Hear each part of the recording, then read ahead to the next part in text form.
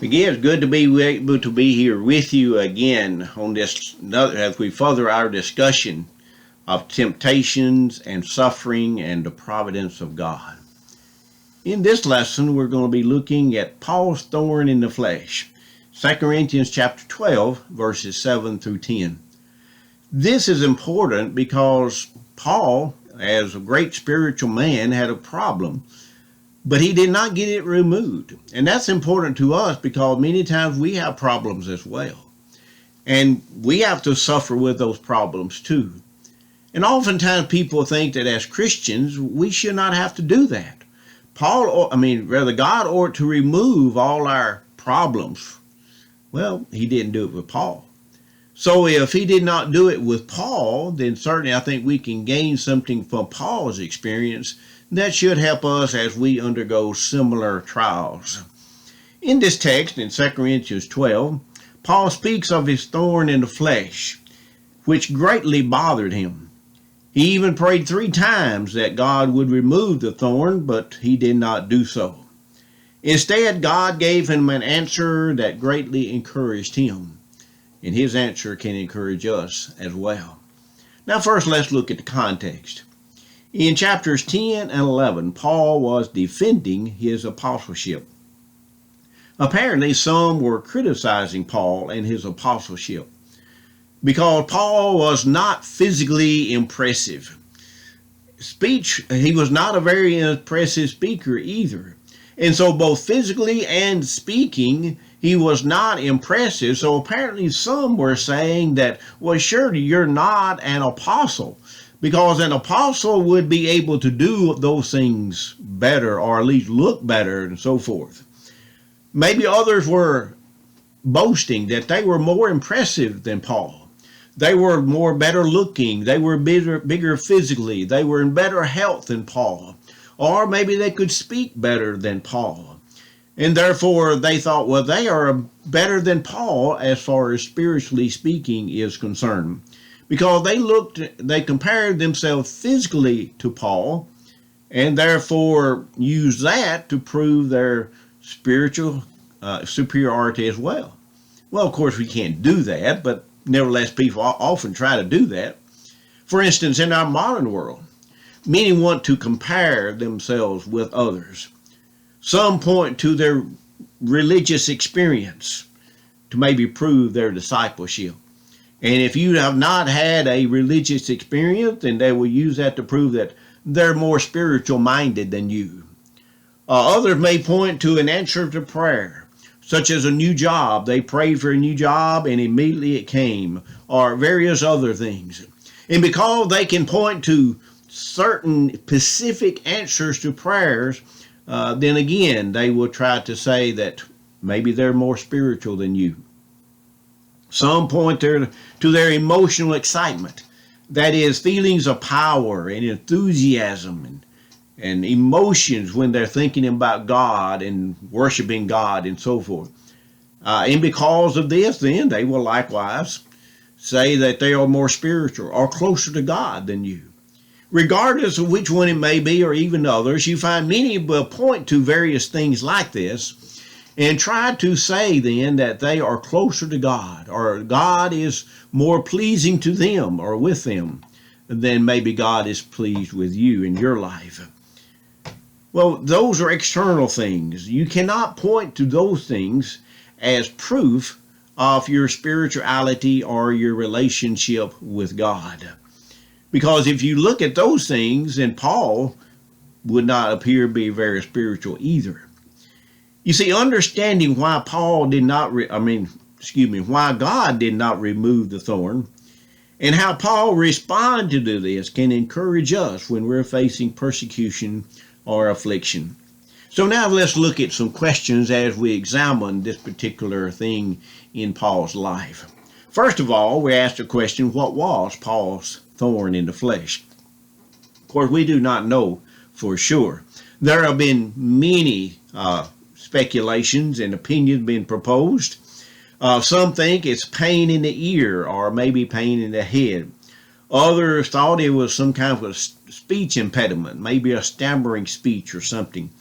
Other people thought it was a recurrent fever, such as a malaria fever, something that kept coming back over and over again. Some pointed to eye problems, largely based on Galatians 4, verses 13 and 15, and chapter 6 and verse 11 of Galatians, where Paul talked about writing with a large hand.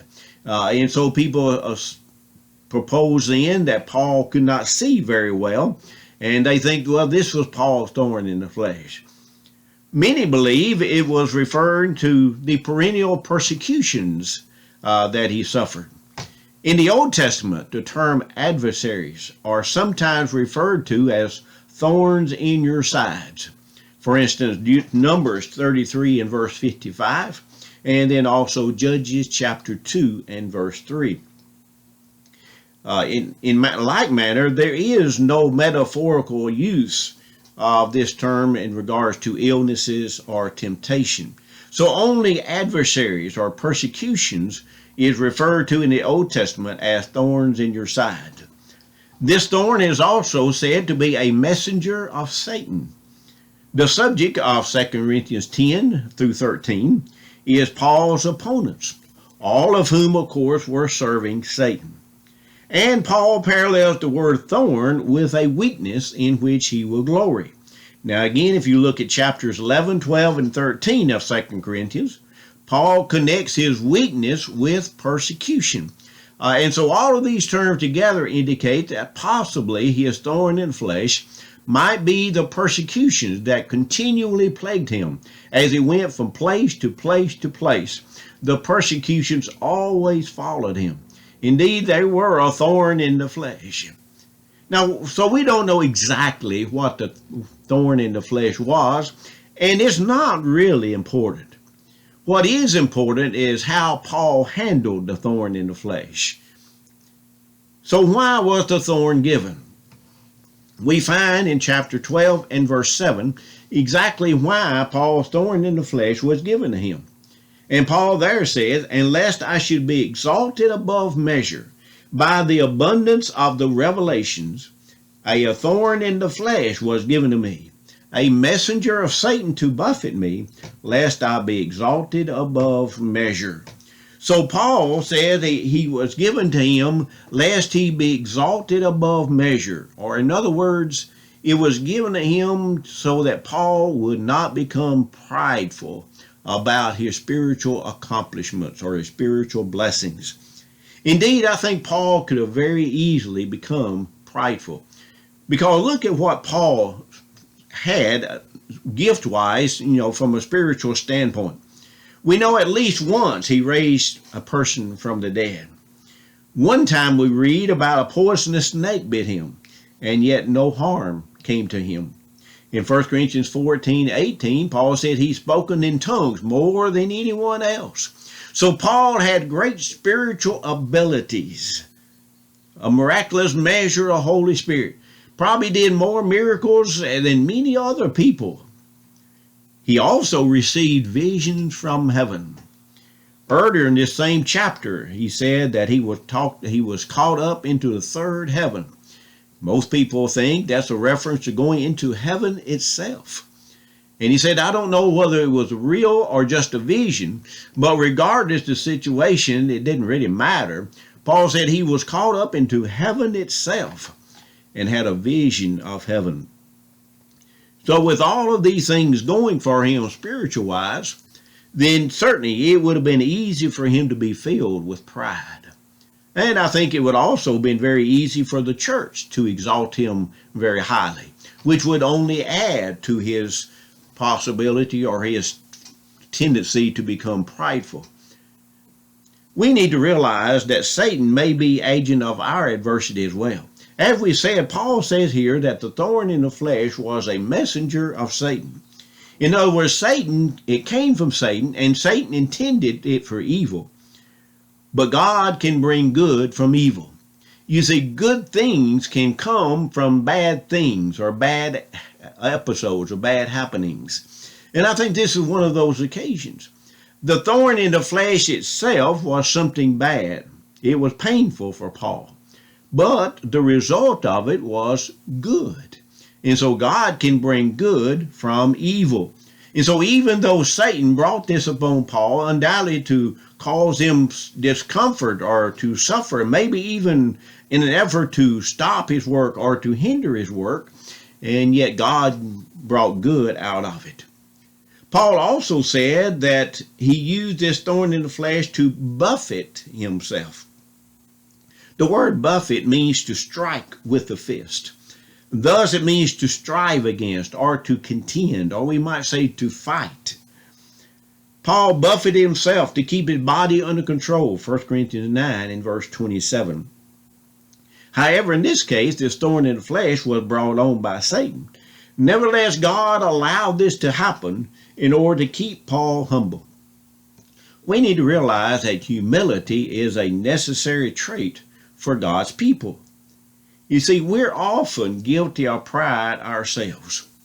We often want to compare our experiences or our accomplishments to others. For example, some boast of their out-of-the-world experience. They boast of their spiritual experiences or their emotional experiences. Or maybe they boast about their accomplishments. How many people they baptized, how many people they taught, how big their church is, and so on and so forth. And so many times people want to use these experiences because in their minds then it builds themselves up. You see, they're being guilty of the very thing that Paul condemns here. That is, they're guilty of pride. We need to be humble, regardless of what we're able to accomplish. It's not because we're so great or powerful, have so much ability. It's really due to God and how God is blessing us. Notice Paul does not mention his experience as far as being caught up into heaven. He does not mention that experience anywhere else because he knows that such boasting is unprofitable. Notice in chapter 12 and verse 1 of the same chapter, Paul says, "It is doubtless not profitable for me to boast." Paul was not going to boast about what spiritual experiences he had. Why? Because it's not worth anything. That experience was not going to build anybody else up spiritually. Now, it was good for Paul, and undoubtedly it was good for him personally, but as far as other people is concerned, it would not have helped them any. In matter of fact, it might even cause problems because that would make other people envious of Paul. And maybe if they did not have that same experience, then they would be tempted to give up. Well, certainly that is not what God has intended. So we should not be boastful of our experiences or our accomplishments because such boasting is foolish. Going back to chapter 11, verses 16 and 17. Paul said it was inappropriate to parade his experiences before others. We need to keep that in mind too.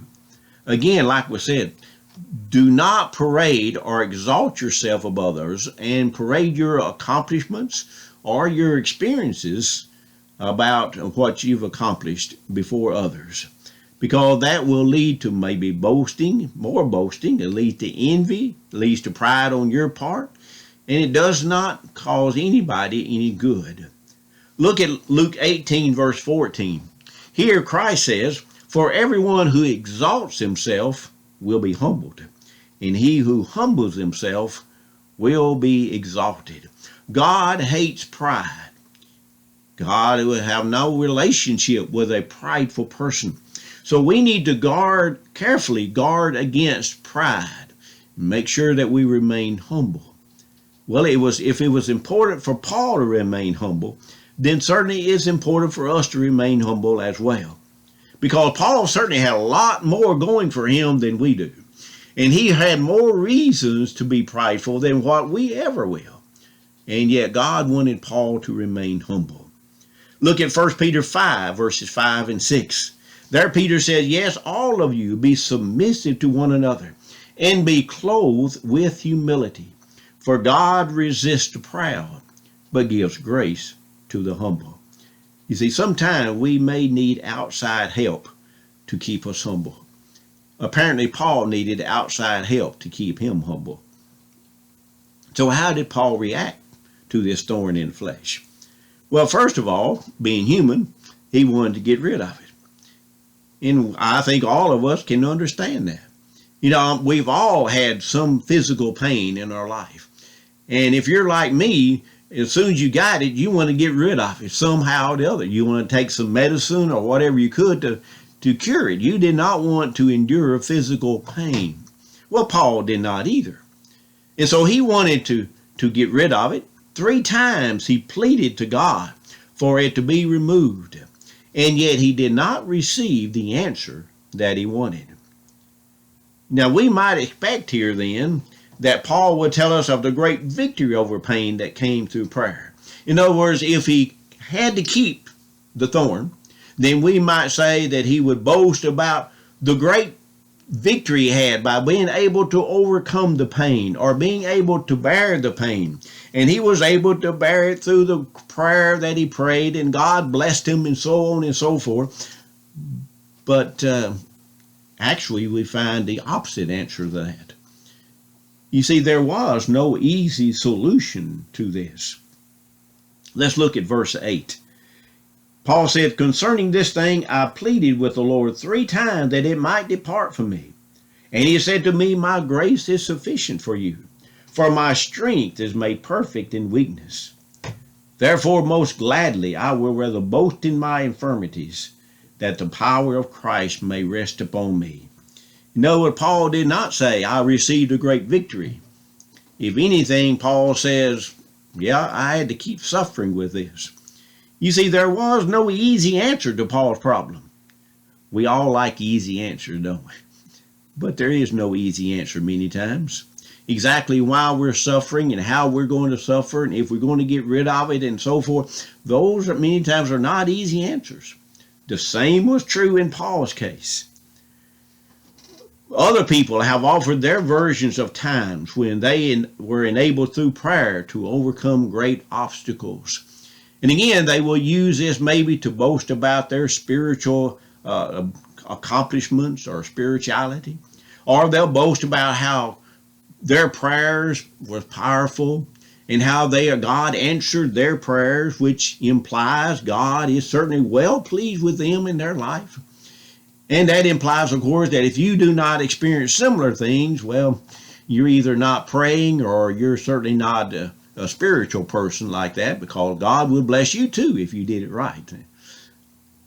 But Paul did not do that. And we find that Paul's answer was not like those things that people try to boast about today. He did receive an answer to his prayer, but it was not the answer that he wanted. His answer was, my grace is sufficient for you. In other words, God is saying, what I'm giving you is all what you really need. Therefore, you need to be content, because I'm giving you what is best for you. God also said, my strength is made perfect in weakness. In other words, he said, when you're weak, that's when you really are the strongest. And Paul says later then that he's the strongest because when he is the weakest, that's when he's depending upon God. And when we're depending upon God, we're actually stronger than ever because God's strength is so much greater than our strength. But this reminds us of certain principles in prayer. One is that we are to pray with persistence. We've already looked at the unjust judge in Luke chapter 18 and how that the widow received an answer to her prayer because she was persistent. Well, Paul was also persistent. And there's no indication that Paul was rebuked for asking more than once. So we should be able to pray to God about the same thing more than once. Not necessarily just 3 times even, but on and on. God wants us to continue to be praying about certain things. We also are to pray in earnest. Going back to Matthew 7 and verse 7. Paul certainly was praying in earnestness. Notice in verse 8, he said, I pleaded with the Lord. This carries the idea of almost like begging. Paul did not just simply offhandedly say, Lord, I've got a thorn. I would like to get rid of it if you can. Would you please do that? And that was it. No. He pleaded or begged God 3 times to remove it. We also may pray specifically for things personal to us. You know, some people try to say that when you pray for personal things, well, that's really selfishness. And God is not going to bless us if we're selfish. And so we should not pray for things just for ourselves, because that's being selfish. Well, this was only for Paul's benefit. This was very personal to Paul, but it was not necessarily selfish. You see, just because we pray for certain blessings for ourselves is not necessarily selfish. It only becomes selfish if you wanted blessings and you don't want anyone else to have those blessings. That's what selfishness is. So we can pray for things that is personal to us. And then we also need to realize the answer may not be what we wish. Just because you do not yet get the answer that you are asking for does not mean God is somehow angry with you, or God is not hearing your prayers, or that God does not care. Because certainly God loved Paul, he cared for Paul, he understood Paul, he heard his prayer. But he did not answer it the way Paul intended. Why didn't he?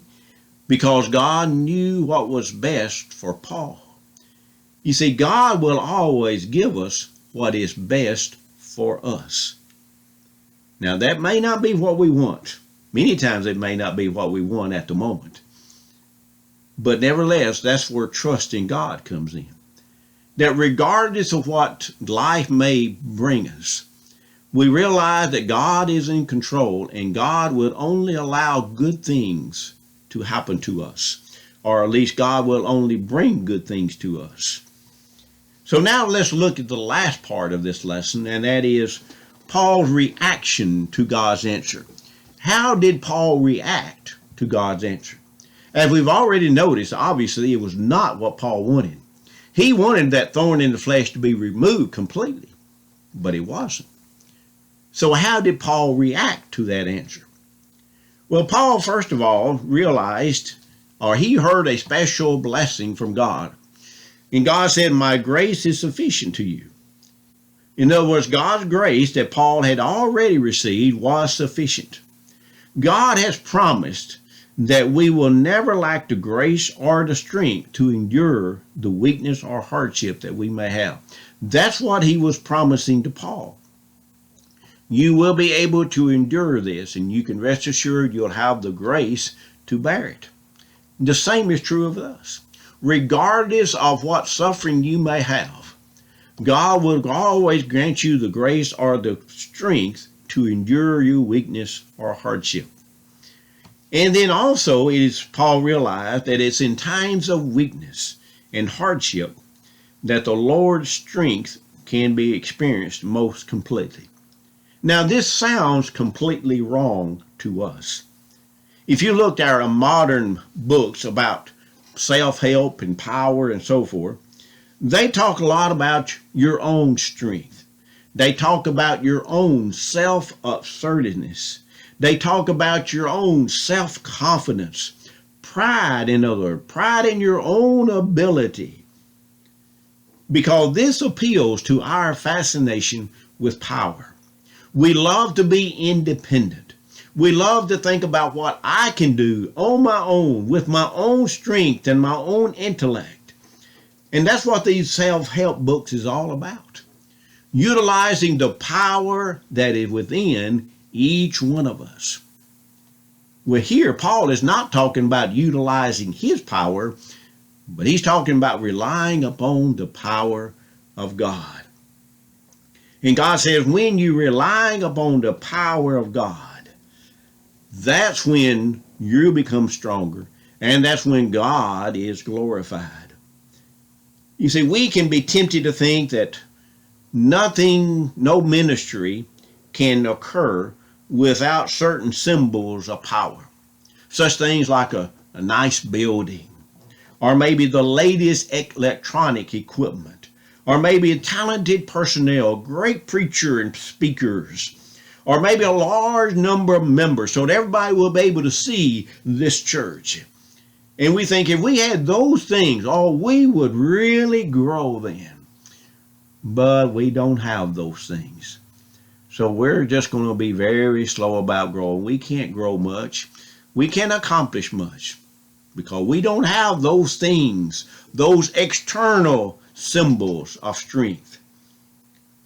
Well, Paul didn't have those external symbols of strength either. He did not have a nice building to preach in. He did not have the latest electronic equipment because there was no such thing. He was not, as far as talent is concerned, probably not the most talented because he was not physically impressive. He could not speak well. He did have some thorn in the flesh, whatever that might be. He certainly did not have a church with a large number of members because people opposed him everywhere he went.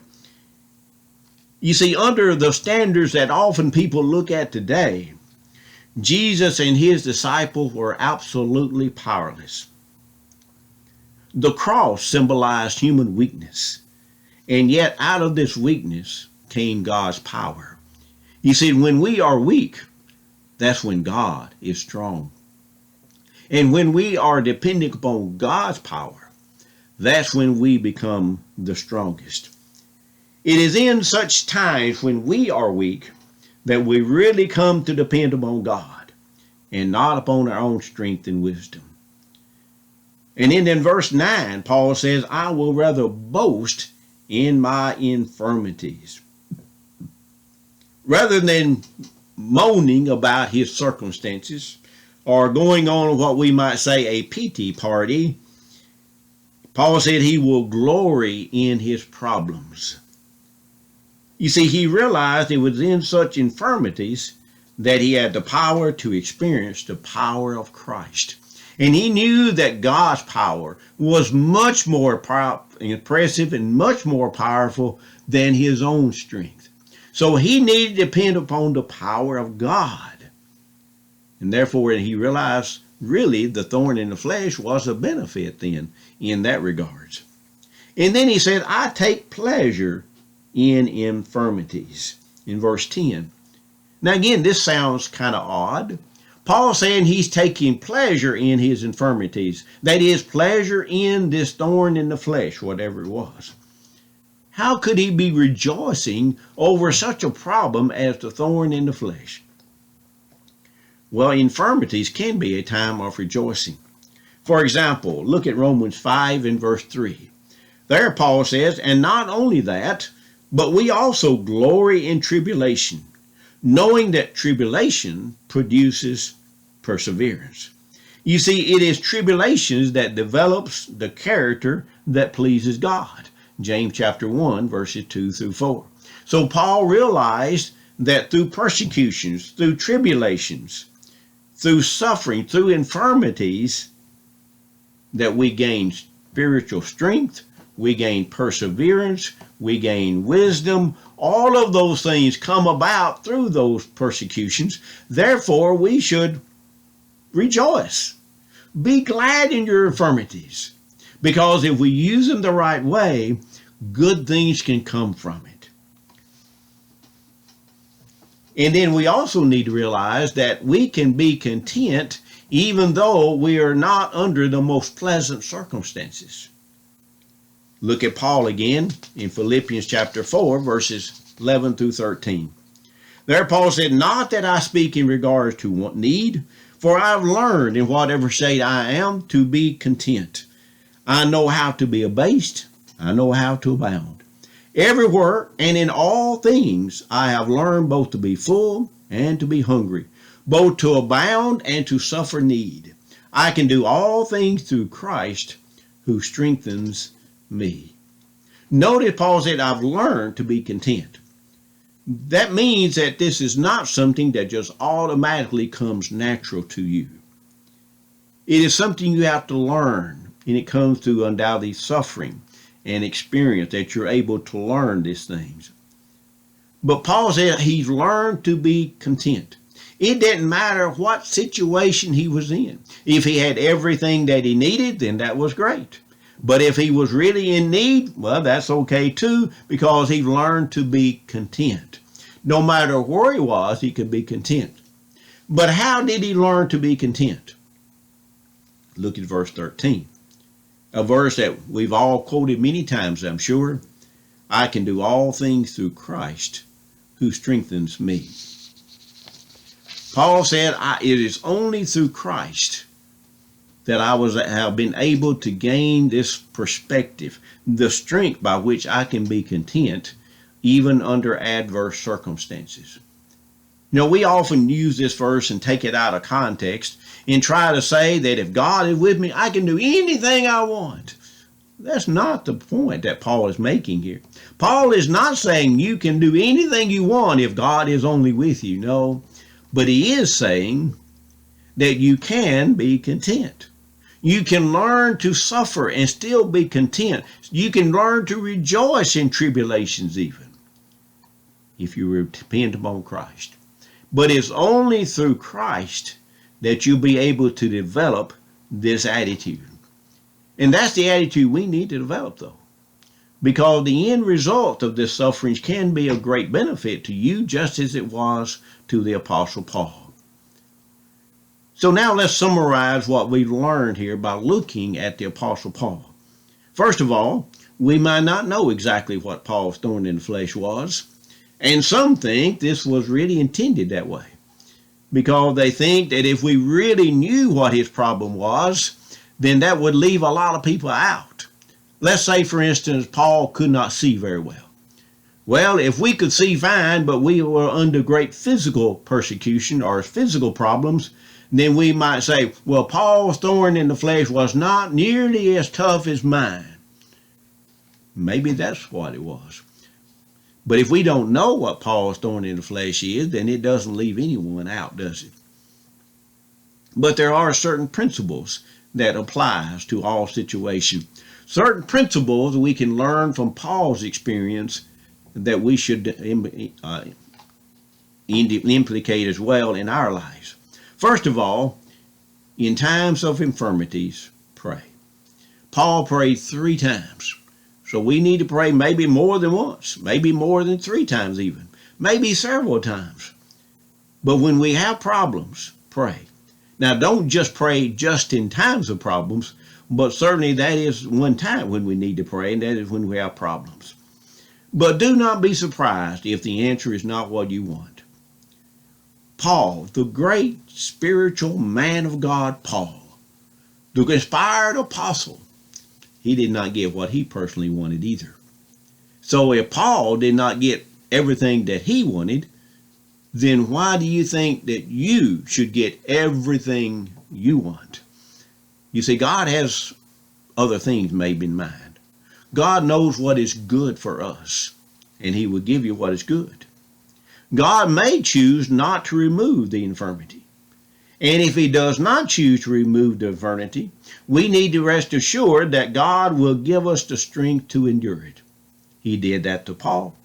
And if we depend upon Christ, then we can rest assured we will have the strength to endure it as well. And if we do have that infirmity, then we can rejoice that the power of Christ rests upon you. I'm sure we've all seen people with some great physical ability, and we look at their lives and wonder how were they able to keep going and how they accomplished so much. Well, I'm sure they would say, well, it's through the power of God. Power of God that is resting upon them. And we marvel at their ability. We are encouraged by them. And they're encouragement to so many people, aren't they? Because of what they're able to accomplish even in difficult circumstances. Well, God can use that too for his own glory. And we need to realize that it's ultimately the glory of God that we need to be interested in. Not just looking always for my own physical ease, my own physical comfort, or the own physical blessings. But realize it's ultimately the glory of God that I am supposed to be doing here. But my life should not bring glory and honor to me, but to bring glory and honor to God. And if I can do that by being healthy, then great. But if I can best do that by incurring some persecution or hardship, at least for a short period of time, then we should be willing to endure that as well. Because ultimately, we know God will bless you. God will bless you with an eternal home in heaven if we live a life in service to Him in whatever place that He may put you. I hope again this lesson will be encouraging, and that Paul's, I think, example can be a great encouragement to each one of us, and I hope it will be to you too as well. Thank you.